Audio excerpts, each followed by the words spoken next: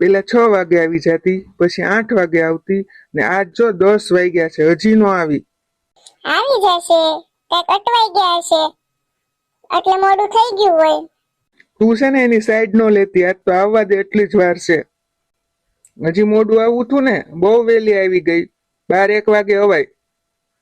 આમ નીચું નો જો, તને કાંઈ નહીં કહી ને તો અમારે એક દિવસ નીચું જોવાનો વારો આવશે. મમ્મી ક્યાં છે? મમ્મીને મજા નથી ને એટલે સવારના સૂતા છે. કેમ બેન, આજે આટલું બધું મોડું કર્યું? મોડું થાય એમ હતું તો એક ફોન કરી દેવાય ને બેન. મારી ઓફિસે આજે સત્યનારાયણ ભગવાનની કથા હતી. મમ્મીને મેં કાલે જ કીધું તું કે હું મોડી આવીશ, પણ મમ્મીને મજા નથી ને એટલે ભૂલી ગયા હશે કહેતા.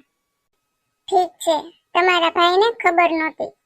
ચાલો, મારાથી ફોન નહોતો તો એને એટલી બધી ચિંતા હતી તો ફોન કરાય ને કેમ મોડું છું. આવીને સીધો વાત કર્યા પેલા ગુસ્સો કરવા માંડ્યો.